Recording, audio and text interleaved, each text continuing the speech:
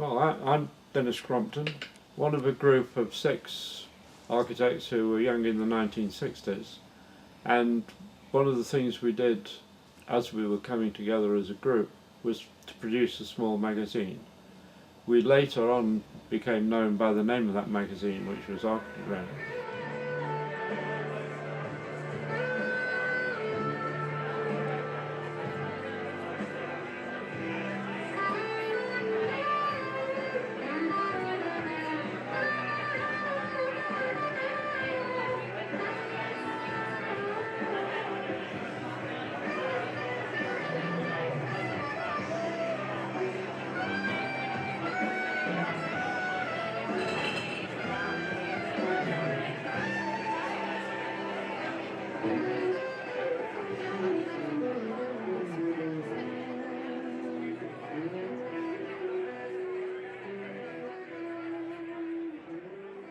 Over the next 14 or 15 years, did a lot of projects, and even at the end of the 1960s won a big competition for an entertainment centre in Monte Carlo.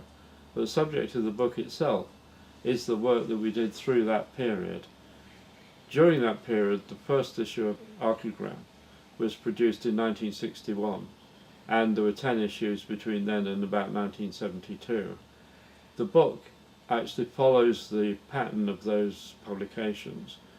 It started off as a single, or 2 sheets, a single sheet just with, was roneoed, which was a method of reproducing written paper that used in offices in the 1960s. And the second sheet was actually litho printed, which at that time was rather unusual, but was just about available to us. Over the next 10 years, we produced 10 issues, finishing with one in the end of the 60s, 1969 about, which was the Gardener's issue. And throughout those issues, they weren't just publishing our work. In fact, there's very little of our work compared to the work of other people. The book itself just follows the pattern of those 10 issues, from the first to the last.